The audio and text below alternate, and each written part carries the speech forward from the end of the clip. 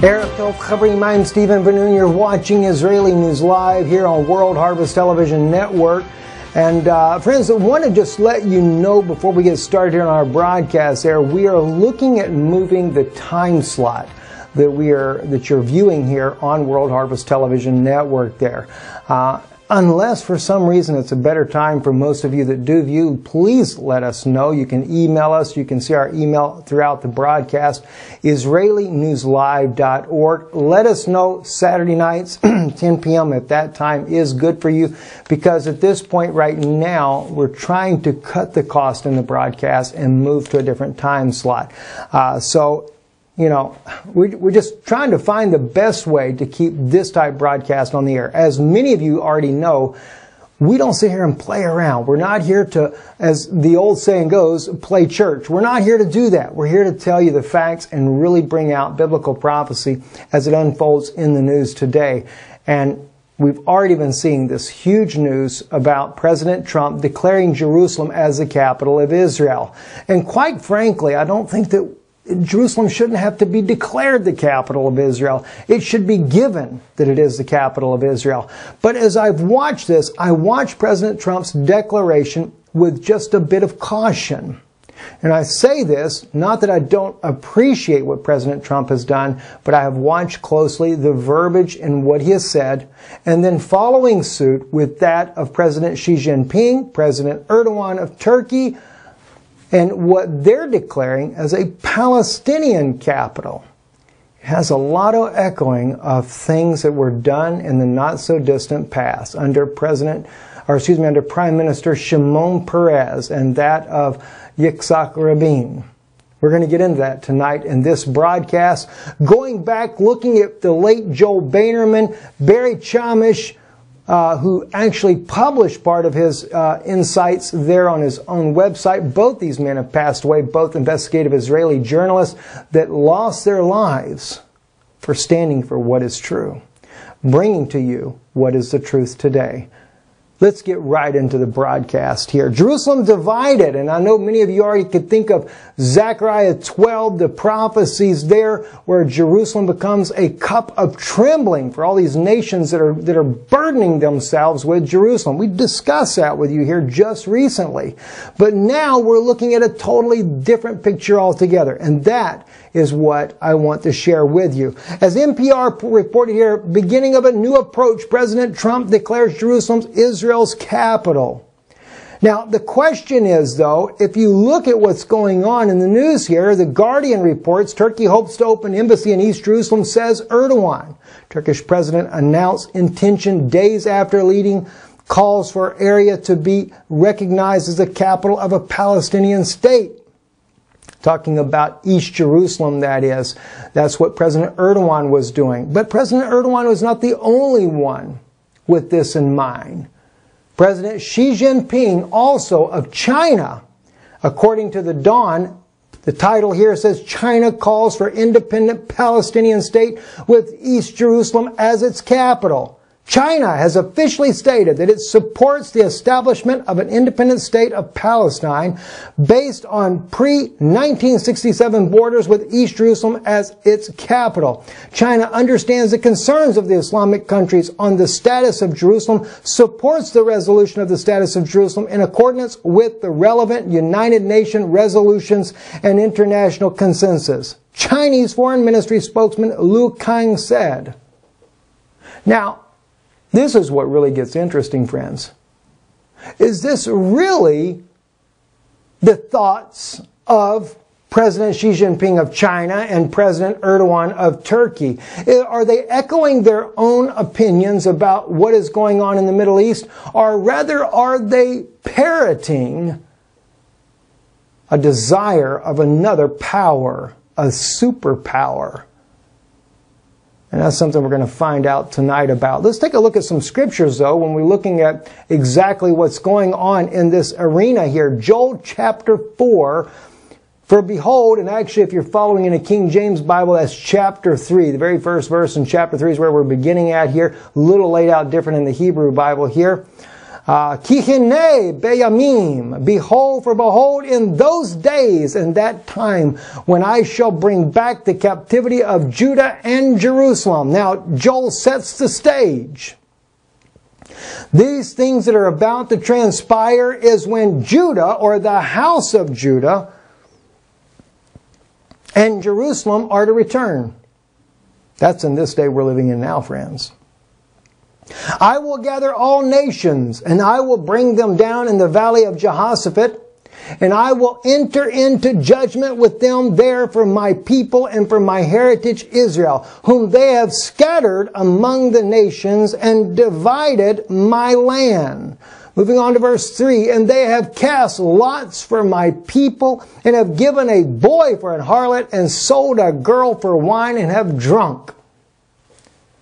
Now, I've got to tell you, friends, that verse 3 is so prophetic of events that have happened and have already both been fulfilled. You may not even realize that. But let's back up. Let's back up to verses 1 and 2. You can see that here on your screen. For behold, in the days and that time when I shall bring back the captivity of Judah and Jerusalem. Now, Jerusalem could represent the house of Israel, but it can also represent the city of Jerusalem because they're both captive. Judah, the house of Judah, was in captivity, dispersed at 70 AD by Titus, the Roman general, clearly identified in Obadiah, who does this. Also in the book of Daniel, when it speaks about the prince that shall come would be of the people that destroyed the temple and the sanctuary. So a coming prince or an antichrist is actually of the Romans. All right? Anyway, so bring back the time of the captivity of Judah and Jerusalem. I will gather all nations and will bring them down into the valley of Jehoshaphat, and I will enter into judgment with them there for my people and for my heritage Yisrael, whom they have scattered among the nations, and what? Divided my land. Okay? Tazru begoim ve'et aratzi hi laku. Alright, the aratzi, the aretz, in Hebrew, the very word aretz, right here, aleph resh asadi yod. That's the land. That is the way God refers to the land. Not like what you see over in Daniel's prophecy where the division is of Adamah. Adamah is the earth. Okay? Aretz is always referred to as Israel, but Adamah is the earth itself. And when it speaks about in Daniel the dividing of the earth, he's including the entire Middle Eastern area there. And that began back during World War I when the British Empire went and overthrew the Ottoman Empire, and they began to divide up the lands. They had Syria, Transjordan, a state for the Jewish people. Oh, that was kind of interesting. From 1920, right after the World War I, all the way up to 1948, that land got changed so doggone many times you wouldn't even believe it. At one time, Transjordan and all of the state of Israel was going to be for a Jewish homeland. What do you know? Then something changed, and Transjordan went to Hussein, his father, I believe it was, that got that land there for helping in overthrowing the Ottoman Empire. And then, that was in 1922, and then that changed again by the time 1948 comes around with Resolution 181. Now they're dividing the land 3 different ways, and there's going to be, Jerusalem's going to be an international city. You're going to have the West Bank, Gaza, and of course Israel, and it's such a little tiny strip of land that Israel would get, it'd be nothing at all whatsoever. The people wouldn't have no place to live. The Arabs rejected it, that were living there. But you got to remember, the majority of the Arab people that were living there in that day were brought in from Jordan and from Egypt. And I'm going to tell you something, friends. I am not against the Palestinian people whatsoever. I feel like they have been used. Just like the Israeli government is being used. The same covenant that happened under the Maccabees, where they made a league with the Romans, both the Palestinians and the Israeli government have made leagues with the Romans once again. You remember Lot? Remember how that Lot's children, because by the way, the Palestinians are the children of Ishmael. Not Ishmael, but they're the children of Lot. They're descendants of Lot's children. And we see that Lot and Abraham, they got along just fine. The sheep and their cattle got along just fine. Where the trouble come in was with their shepherds. That's where the trouble come in. They were the ones that strove together over the water. Do you know what the water represents? The water represents the living Word of God. They couldn't, they both fought and strove with one another over the water itself. So the problem, even in Israel today, is not between Lot and Abraham, not between the Palestinian sheep and the Israeli sheep, but rather with the leaders, with the rabbis and the imams, with the PLO and with the Knesset. That's where the problem comes in. Just like it was in the times of Abraham and Lot. No different. Right? So anyway, what do we have here? What's going on? Well, as we can see here, the land is being divided once again. All right? I actually lost my thought, but we'll move on anyway. So the land is being divided, and here's what gets really interesting, though. When we get into verse 3, that's actually chapter 3 in the King James, or just a reminder there. And they have cast lots for my people, and have given a boy for an harlot, and sold a girl for wine, and have drunk. All right? That last verse right there, most people have no idea is a fulfillment in the story of Christ, Yeshua himself, Jesus of Nazareth. That's what it says, when they said they have cast lots for my people. Just when Yeshua, when the lots were thrown for him, cast lots for him. And they gave a boy for an harlot. They gave up Yeshua. They gave him up. Instead, took the Roman authority. Remember what the children of Israel did when they cried out? They said, when Pilate came up, determined to release him. And by the way, the only one in his court trial with Pilate that stood for Jesus was a woman. Where was the man? Pilate's wife come up and said, have nothing to do with this just man. I ought to think different about your wife. I ought to think different about your sisters. Same thing when he was being crucified, right? All right, but see, she stood up for him and said, have nothing to do with this just man. They were willing, they were ready there to crucify him. And Pilate said, who should I release unto you then? It's my tradition. I release one among you. They said, release Barabbas, a murderer. And that spirit of murder has been on the children of Israel for the next 2,000 years. And instead, Jesus was taken. They took a boy, and instead they took a harlot. They said, Caesar, we have only Caesar as our king. I'm just paraphrasing some of the different scriptures that are laying out there. See, you took a harlot. You took Rome. Now, Rome was a political entity at that time. Still is today. No different. All right? And then it says here, and sold a girl for wine and have drunk. Do you know what that girl is that you sold for wine? That was Israel today. Remember what it says in the Bible when it speaks about Israel would return in the last days, calls her what? Daughter of Israel, or daughter of Zion, different depending on how you look at it. See? She's a girl and she was sold out. What? The governmental officials sold Israel out so that Rome could hold their communion service there on the Temple Mount. You're going to learn a little bit about this stuff today. Obadiah chapter 1, verse 16. For as you have drunk upon my holy mountain, so shall the nations drink continually. Yea, they shall drink and swallow down, and shall be as though they had not been. In Hebrew, it clearly says, Ki ka'asha shutetem. That is masculine plural.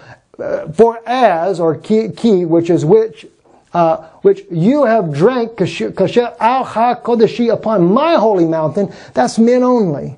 And I've already shared that with you. You know, and let me tell you something, friends. I'm not against Pope Francis when they went and had the communion there in the upper room. You know, he has a right to. It is a Christian site. Rome considers themselves to be Christians. I may differ with them in doctrine, but I wasn't against that part there. But the way they went about it is what I was against. Because why? Israel sold out their people, so that the Pope of Rome could hold a communion service there. And by the way, that was right after that 9-month negotiations that John Kerry was doing. Remember, the Palestinians have always been the people they're using. As we brought out, I think, last week here, when we spoke about that, how that, that prince that shall come comes up strong with a small people, the Palestinians. And they use the Palestinians as the scapegoats, so to speak, in everything that they do. Palestinian friends, you're being used. Just like Knesset members are being used. All right? So it goes on to say, Ishatu kol hagoim, and they shall drink, the Gentiles, tamid, continually. So when we look over here, when we go back and we see this scripture here in Joel 4, see, and they cast lots for my people, and have given a boy for an harlot, sold out Christ. Instead, you took Rome. And sold a girl for wine. Modern day Israel today got sold out in order so that Rome could drink upon God's holy mountain. It's sad, isn't it? Very sad. Anyway, though, I also find it interesting, with this whole issue with President Trump calling on Jerusalem to be the capital of Israel. At the same time, why he does that, Pope Francis comes out and makes it look like that's a terrible thing that you did. European Union and Pope criticized Trump's Jerusalem announcement, according to the New York Times. And it's a charade, friends. This is what it is. They're all playing a charade. Erdogan and the Arab leaders make it look like East Palestinians should be the capital of the Palestinians. President Trump is saying, well, no, Jerusalem is the capital of Israel. But President Trump doesn't include all of Jerusalem either. And that's why I say you got to do it with a little bit of caution here, right? Now, when it's interesting, the Pope is condemning what he's done, but the ultimate goal is that Rome wants control of the old city.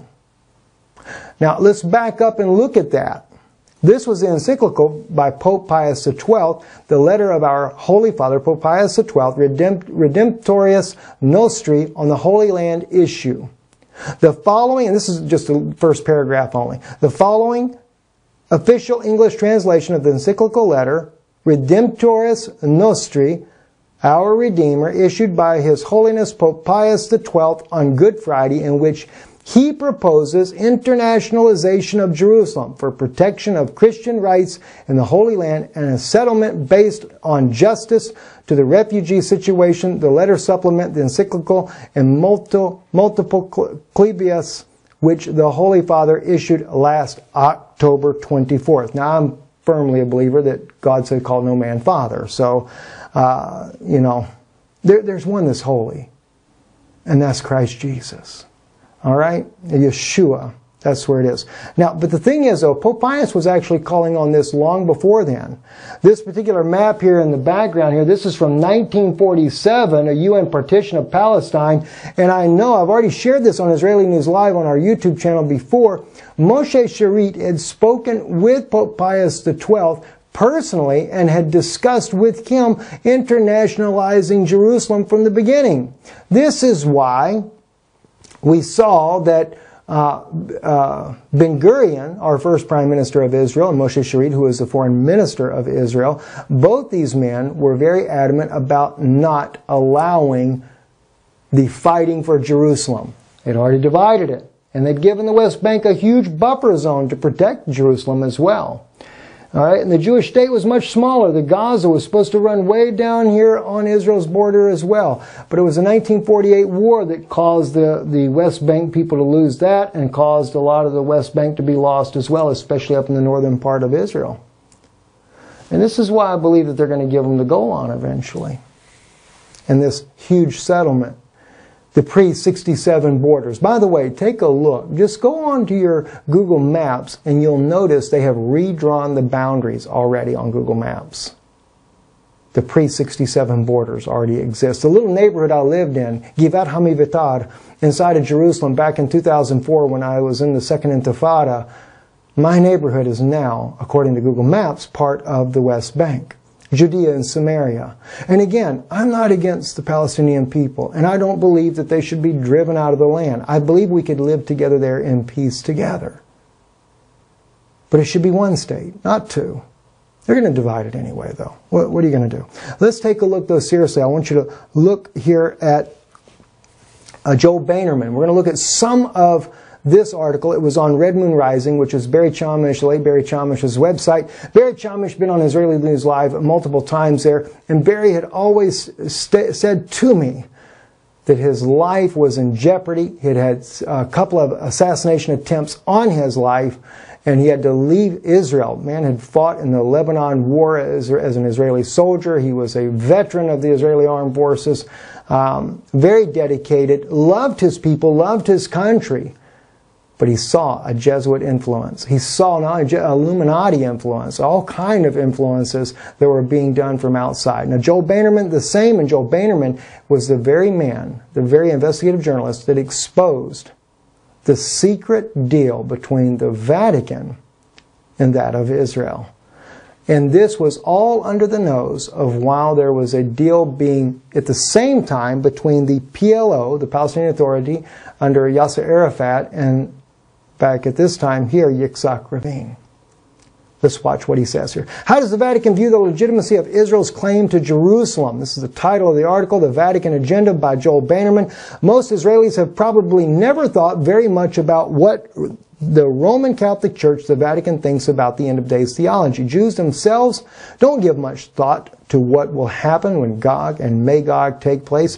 Jews don't go in for anything the least bit next world, but instead are firmly placed in the here and now. That's good. However, it does not matter what Jews think. What matters is what the Vatican believes and why it believes this. Judaism and modern Jewish thought pretty much just dismisses the basic tenets of Catholicism outright and doesn't even bother addressing the core question of what is behind Catholic theological claims. Now, if we drop down in the article, I want to share some thoughts here with you. The story, 1992, June 1992, the story of the Catholic Church's attempt to abscond with the old city of Jerusalem from the Jews begins in July 1992. According to the information of the Foreign Ministry's website, literally, from the moment the new Rabin-led Labor government took over from Yitzhak Shamir's defeated Likud party, secret talks with the Vatican and the State of Israel began. What precipitated these secret talks? Who arranged the talks and why? Why were they kept secret from the Israeli public? What was the end result of this agreement? Where do they stand today? The entire subject of Israel's bilateral relations with the Vatican is intentionally kept locked away in secrecy. It is no wonder that nobody in Israel knows much about Israel's Vatican relations, as it never ever reported on the Israeli press. Now, friends, I'm going to tell you something here. We're just skipping around in this, not sharing with you everything that is spoken in this article, but it would do you really good to go look this up. Joel Boehnerman on Red Moon Rising, look up what he actually writes in here about these secret talks. Now, those of you that remember, my wife had interviewed Simon Tov in Israel. We brought this part of the interview out before here on Israeli News Live, and Simon Tov clearly identifies that Jerusalem had been divided in a secret deal. And when you read everything about Joel Boehnerman and what he writes, it was actually divided under Ariel Sharon when he was prime minister, close to the time frame of what Joel Boehnerman is able to bring out before his mysterious death.